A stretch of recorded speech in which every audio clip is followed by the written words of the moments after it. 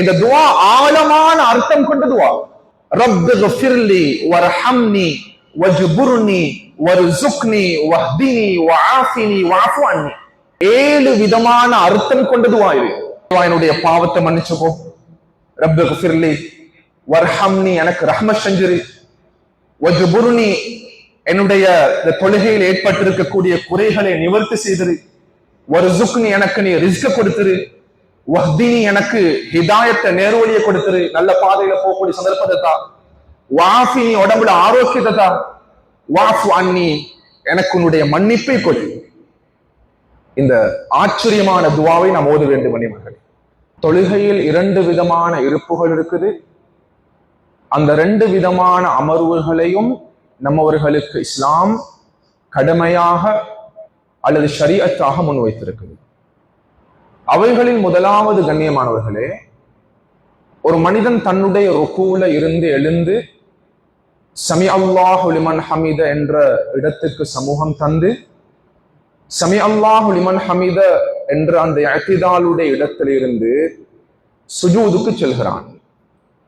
சுஜூதினுடைய கடமைகள், சுன்னாக்கள், ஒழுங்குமுறைகளை பேணி அவன் சுஜூதுல இருந்து எழுந்து ஒரு இடத்தில் அவன் அமர்கிறான். சுஜூதை அடுத்து வரக்கூடிய அமர்வு. இந்த அமர்வுக்கு ஷரீஅத்தில் அல் ஜுலூஸ் பைன சஜதத்தைன் என்பதாக அழைக்கப்படுகிறது. இதனை நாம் தமிழில் நடு இருப்பு என்பதாக அழைப்போம். கண்ணியமானவர்களே, ஆக முக்கியமான தொழுகையினுடைய ஒரு பகுதி. முதல் விடயம்.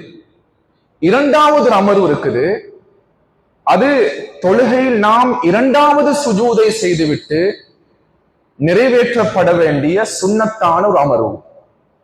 அந்த அமர்வுக்கு ஜல்சா இஸ்திராஹா என்பதாக அழைக்கப்படுகிறது. கண்ணியமானவர்களே, முதலாவது இந்த அமர்வு தொழுகையில் நடு இருப்பு என்று சொல்லப்படக்கூடிய இந்த அமர்வு, இது தொழுகையினுடைய 19 வாஜிபுகள்ல ஒன்று.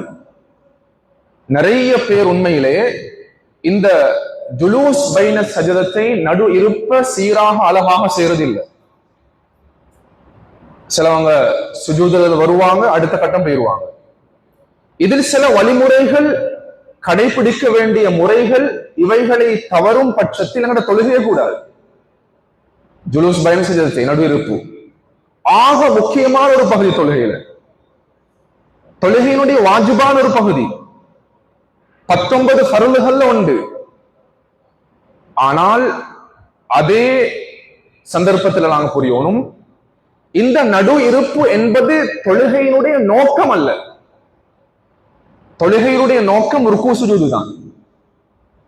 தொழுகையினுடைய நோக்கங்கள் ருக்கு சுஜூத். நடு இருப்பு என்பது தொழுகையினுடைய நோக்கம் அல்ல. தொழுகையினுடைய நோக்கத்துக்கு செல்லக்கூடிய ஒரு பகுதியாக, அடிப்படை பகுதியாக எங்களுக்கு இஸ்லாம் முன்வைத்திருக்குது.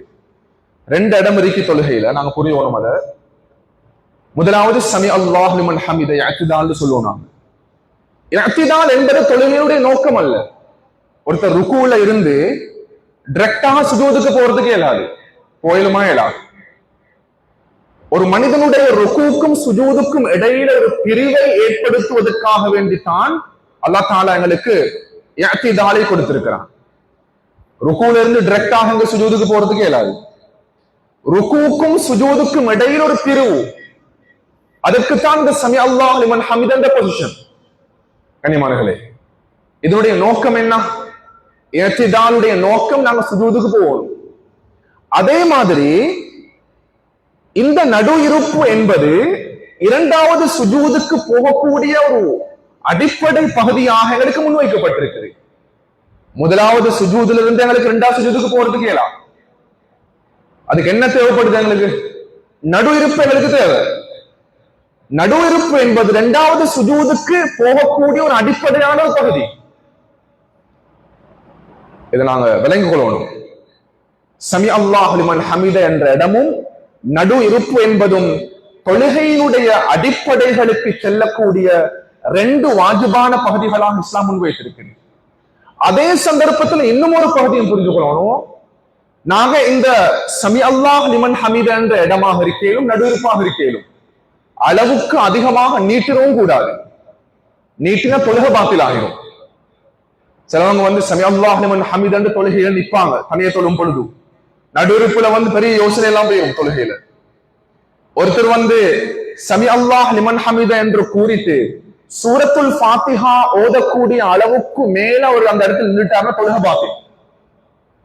நடு இருப்புக்கு வந்து முதலாவது அத்தஹியாத்துடைய பிரமாணத்தை விட கூடுதலாக அமர்ந்துட்டாங்க, தொழுகை பாத்தில். இது ரெண்டு இடமும் ஷார்ட்டாக செய்யப்பட வேண்டிய பகுதி, அதுவும் அழகாக செய்யணும். ரெண்டுமே ஷார்ட்டான வாஜிபுகள், அழகாக செய்யப்பட வேண்டிய வாஜிபுகள்.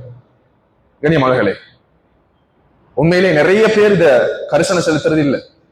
தஸ்பீஹுடைய தொழுகையில மாத்திரம் தான் இந்த இஅ்திதாலையும் நடு இருப்பையும் கூட்டுறதுக்கு அனுமதி இருக்கு. 10 தஸ்பீஹுடைய அளவுகளுக்கு நீட்டேடும். நடு இருப்பை 10 தஸ்பீஹுடைய அளவு நீட்டேடும். தொழுகையில எந்த இடத்திலையும் இந்த 2 வாஜிபான பகுதியை நாங்கள் அளவுக்கு அதிகமாக நீட்டினால் தொழுகை பாத்தில். கண்ணியமானவர்களே, எனவே ஒரு மனிதர் சுஜூதுல இருந்து நடு இருப்புக்கு வாராரு.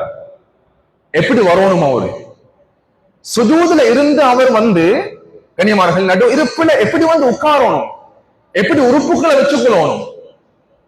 நிறைய பேருக்கு இந்த இடம் வந்து கேர்லெஸ்ஸான இடம். வந்தாச்சு, 2வது சுஜூதுக்கு போயாச்சு. கண்ணியமானவர்களே, நடு இருப்பில் அமரும் பொழுது எங்களுடைய 2 கால்களுக்கு மத்தியில் ஒரு ஜான் அளவு இடைவெளி விடுவோம். ஒரு ஜான் அளவு. இது 2 கால்களுக்கு மத்தியில பின்கால் முன்கால். சிலவங்க ஒட்டி வச்சு கொள்வாங்க, சிலவங்க மிச்சம் அகட்டி வச்சு கொள்வாங்க. ஒரு ஜானுடைய அளவு இடைவெளி விடப்படுவோம். நாங்க எப்படி உட்காரணும்டா, முதலாவது அத்தஹியாத்துல எப்படி உட்கார்றோமோ அதே மாதிரி தான் உட்காரணும். தொழுகையில 2 விதமான அமர்வுகள் இருக்குது. முதலாவது அத்தஹியாத், 2வது அத்தஹியாத். முதலாவது அத்தஹியாத்துடைய அமர்வுடைய முறை வித்தியாசம், 2வது அத்தஹியாத்துடைய முறை வித்தியாசம். அது எப்படி உட்காரணும் என்றது. முதலாவது அமர்வு இஃப்திராஷ் சொல்லுவாங்க, 2வது அமர்வு தவறுக்குன்னு சொல்லுவாங்க. முதலாவது அத்தஹியாத்துல எப்படி அமருவோமோ அதே போன்று தான் நடுவருப்பிலும் அமருவோம். எப்படி அமர்றது? முதலாவது அத்தஹியாத்துல எங்கட இடது காலில் பித்தட்டை வைக்க வேண்டும், வலது காலை நட்டி கொள்ள வேண்டும்.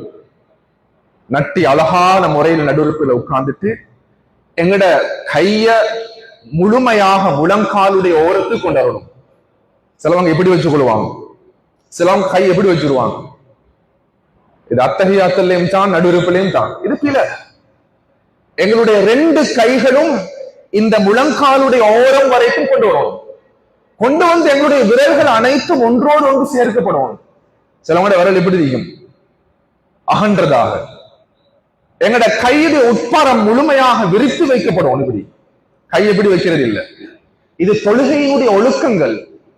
இந்த ஒழுக்கங்கள் பேணப்படும் போதுதான் என்னோட தொழுகை சிறப்பாக அழகாக மாறுகிறது. கண்ணியமானவர்களே, ஒரு மனிதன் இந்த அழகான முறையில முதல் அத்தஹியாத்துக்கு அமர்வது போன்று 2 கால்களுக்கு மத்தியில் ஒரு ஜான் இடைவெளி விட்டு கை விரல்களையும் கையையும் அழகான முறையில் வைத்து விட்டு நாங்க இந்த துவாவை ஓத வேண்டும்.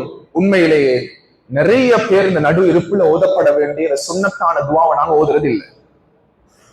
அழகான துவா கண்ணியமானவர்களே, நிறைய பேர் இதை மறந்துடுறோம். நாங்க ஏனண்டா போன ஸ்பீட்லயே நாங்க அவசரமா 2வது சுஜூதுக்கு வந்துடுறோம்.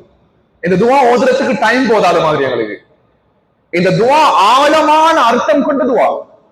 ரப்பி ஃபிர்லி வர்ஹம்னி வஜ்புர்னி வர்சுக்னி வஹ்தினி வஆஃபினி வஅஃபு அன்னி. 7 விதமான அர்த்தம் கொண்ட துவா இது. இறைவா, என்னுடைய பாவத்தை மன்னிச்சுக்கோ. ரப்பி ஃபிர்லி வர்ஹம்னி, எனக்கு ரஹ்மத் செஞ்சிரு. வஜ்புர்னி, என்னுடைய தொழுகையில் ஏற்பட்டிருக்கக்கூடிய குறைகளை நிவர்த்தி செய்திரு. வர்சுக்னி, எனக்கு நீ ரிஸ்க கொடுத்துரு. வஹ்தினி, எனக்கு ஹிதாயத்தை நேர்வழியை கொடுத்துரு, நல்ல பாதையில போகக்கூடிய சந்தர்ப்பத்தை தான். வஆஃபினி, உடம்புல ஆரோக்கியத்தை தான். வஅஃபு அன்னி, எனக்கு உன்னுடைய மன்னிப்பை கொடு. இந்த ஆச்சரியமான துவாவை நாம் ஓத வேண்டும் மணிமகள். இது முழுமையாக நடு இருப்பில் ஒரு மனிதன் தொழுகையில் வந்து கவனிக்கப்பட வேண்டிய விடயங்கள். நாங்க அதை லேசாக நினைச்ச கூடாது.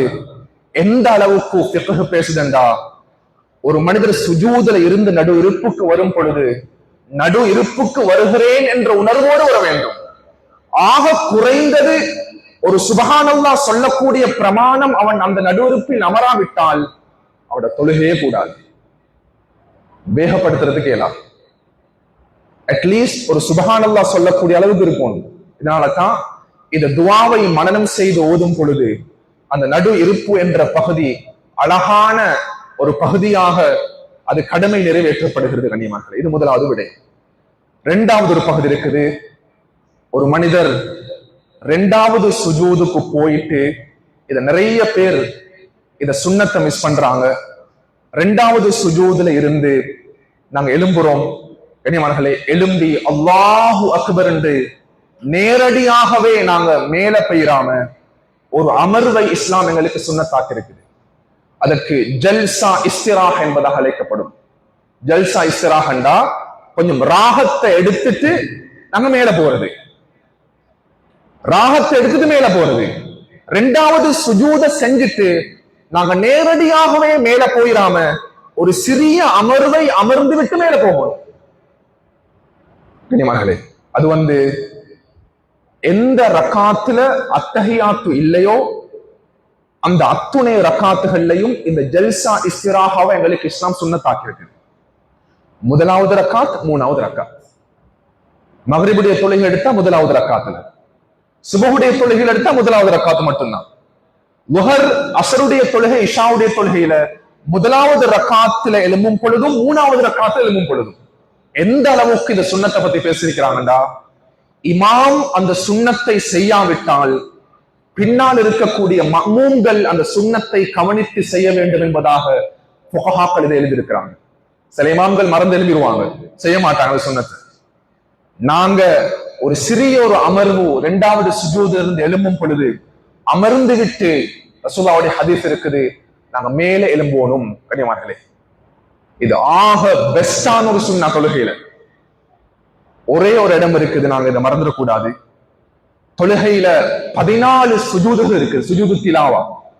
வெள்ளிக்கிழமை இமாம் ஜும்மாவுடைய நாள்ல சுஜூது திலாவத் ஆயத் ஓதுறாரு. அப்படியே டிரெக்டாக அல்லாஹு அக்பர் சுஜூதுக்கு போயிடுவாரு. ஒரு சுஜூது செய்வார், மறுபடியும் அல்லாஹு அக்பர்னு மேல வந்துருவாரு, வந்து மீதமுண்டான சூரா ஓதுவாரு. அந்த தருணத்தில் இந்த ஜல்சா இஸ்திராஹ் என்பது சுன்னத் இல்ல. நாங்க சுஜூது திலாவத்துக்கு டைரக்டாக சுஜூதுக்கு போயிட்டு அல்லாஹு அக்பர் என்று நேரடியாகவே மேல வந்துருவோம். அந்த இடத்துல இந்த ஜல்சா இஸ்திராஹ் விதிவிலக்காக்கப்படுகிறது. கண்ணியமானவர்களே, எனவே இந்த 2 விதமான இருப்புக்கள், முதலாவது இருப்பு வாஜிபான இருப்பு, அதற்கு நாங்கள் நடு இருப்பு என்பதாக அழைக்கிறோம். இரண்டாவது இருப்பு சுன்னத்தான் இருப்பு, ஜல்சா இஸ்திராஹ் என்பதாக அழைக்கப்படுகிறது. இந்த 2 இருப்புகளையும் அமர்வுகளையும் இன்ஷா அல்லாஹ் எங்களுடைய அன்றாடம், அது ஃபர்லான தொழுகையாக இருக்கலாம், சுன்னத்தான தொழுகையாக இருக்கலாம், இதில் கவனம் செலுத்தி இதை நாம் நன்மைகளை அடைந்து கொள்வதற்கு அல்லாஹ் தஆலா கிருபை செய்வானாக. சுப்ஹானக்கல்லாஹ் பிஹம்திக் அஷ்ஹது அல்லா